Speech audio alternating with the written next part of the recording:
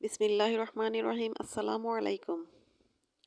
সবাইকে রমজানের শুভেচ্ছা জানিয়ে আজকের ভিডিওটা শুরু করলাম। তো শুভ সকাল। কেমন আছেন আমার প্রিয় বন্ধুরা? আশা করি যে যেখানে যে অবস্থানে থাকুন না কেন অনেক অনেক ভালো আছেন, সুস্থ আছেন, নিরাপদে আছেন। আমিও আল্লাহর অশেষ রহমতে আপনাদের সকলের দয়ায় আলহামদুলিল্লাহ ভালো আছি। কাছে কিংবা দূরে দেশ ও দেশের বাহির থেকে যে যেখান থেকে এই মুহূর্তে আমার এই ভিডিওটা দেখতেছেন, আমার এই ভিডিওটার সাথে যুক্ত আছেন, তাদের সবার প্রতি রইল আমার মন থেকে অনেক অনেক দোয়া এবং আন্তরিক ভালোবাসা। তো বন্ধুরা, ভিডিও শুরুতে একটা রিকোয়েস্ট, প্লিজ যারা এই মুহূর্তে আমার ভিডিওটার সাথে আছেন যদি লাইক দিতে ভুলে যান তাহলে একটা লাইক দিয়ে দিবেন। আর অনেক ছোট্ট একটা ভিডিও নিয়ে আমি আপনাদের সামনে হাজির হয়েছি। তো এই পুরো রমজানই চাইবো যেন ছোট করে ভিডিও দিয়ে আমি কন্টিনিউ থাকতে পারি। বড় ভিডিও দেওয়ার কোনো ইচ্ছা আমার নেই, কারণ বড় ভিডিও করতে গেলে সময়েরও দরকার। তারপরে ভিডিওগুলো তো শুধু দিলে হবে না, দিলে আবার আপনাদেরও তো সে সময়টা বের করে দেখতে হবে। সে কারণে আমি অত বড় ভিডিও দেওয়ার চেষ্টা করতেছি না। তো ছোট ছোট ভিডিও দিব। তো সেই ভিডিওগুলো যতটুকু পারেন দেখার চেষ্টা করবেন। তো সকালবেলা অনেক কাজ করেছি, বাসি কাজ করে তারপরে ফ্রিজটা পরিষ্কার করব, সেই ফ্রিজটা খুলে রেখেছি, অনেক বরফ জমে গেছে। তো কয়েকদিন যাবৎ কিন্তু অনেক কাজ করতেছি। তো সে কাজগুলো আর আমি আপনাদের সাথে সবকিছু শেয়ার করতে পারতেছি না সময়ের অভাবে। তো যতটুকু পারতেছি সেটুকু করতেছি। তো ফ্রিজ খুলে রেখে তারপরে অনেকগুলা কাপড়-চোপড় ধুয়েছি। কাপড়-চোপড় ধুয়ে এসে তারপরে ফ্রিজ পরিষ্কার করেছি। তো ফ্রিজ পরিষ্কার করার পর পুরোটা ঘর সুন্দর করে মুছে নিয়েছি। মুছে নেবার পর তারপরে তো আবার দুপুরে রান্না। তো এদিকে অনেক বেলা হয়ে গেছে, কিন্তু পরিষ্কার পরিচ্ছন্ন এমন একটা জিনিস যেটা করতে গেলে একটা করতে গেলে তার সাথে সাথে আরেকটা বের হয়ে যায়। তো সেগুলো যদি সাথে না করতে পারি তাহলে কিন্তু আমার ভালো লাগে না। তো কিছু কিছু কাজ আছে, দেখা যায় যে সকালবেলা যদি রান্না করে নেওয়া যায় তাহলে কিন্তু সারাদিন একদম সুন্দরভাবে সে কাজগুলো করে নেওয়া যায়। তো খাওয়া দাওয়ার এমন অনিয়ম হইতেছে। তো তানভীর আমার ছেলে, আমিও যেরকম ও সেরকম। দুপুরে রান্না করলে দুপুরে খাবো, রাতে খাবো। দেখা যায় অনেক সময় দুপুরে খাওয়ার পর রাতে আর আমিও খাই না, ও খায় না। ওভাবেই আমরা শুয়ে থাকি। তো সে ভাতটা থেকে যায়, সে ভাত রেখে তো আবার সকালে রান্না করতে পারি না। কারণ অপচয় তো আমি একদম পছন্দ করি না। তো কষ্ট করে হলেও সে ভাতগুলো সকালে খাই, তারপর দুপুরের দিকে আবার রান্না করি।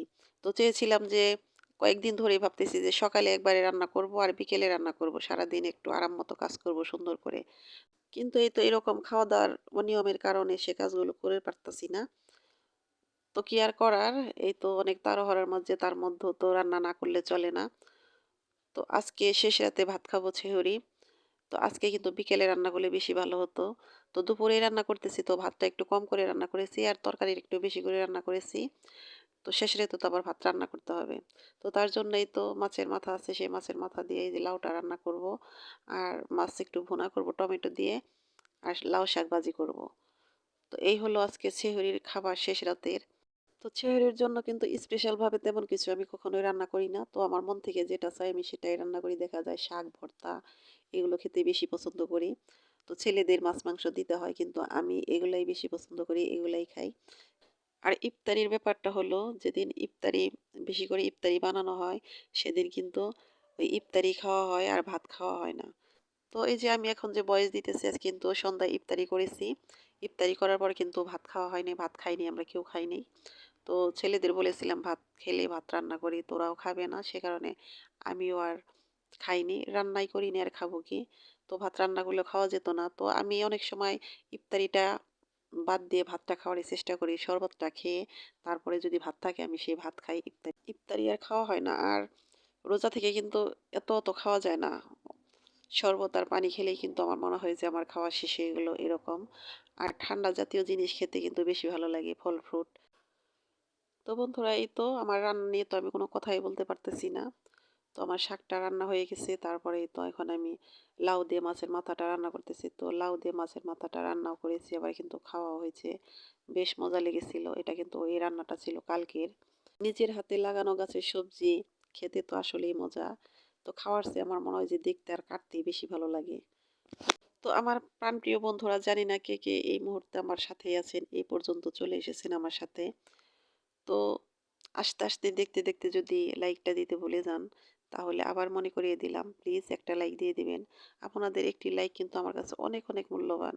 আপনাদের এই একটি লাইক আপনাদের মতো আরও অনেকের কাছে আমার এই ভিডিওটা পৌঁছে দিতে সাহায্য করবে। তো সে কারণেই কিন্তু এত এত চাওয়া আপনাদের কাছে এই লাইকটা। তো লাইকটা দিতে অনেক সময় অনেকেই ভুলে যান। আর ওয়াচ টাইমের কথা কি বলবো? তো জানি না আমার কোন বন্ধুরা এরকম কাজ করেন। তো ওয়াচ টাইম একদম কম। তারপরও দেখি আল্লাহ ভরসা, আল্লাহ পাক কি করেন। সে কারণে ধৈর্য ধরে ধরে আছি। তো জানি না সফলতা পাবো কিনা, সফল হতে পারবো কিনা।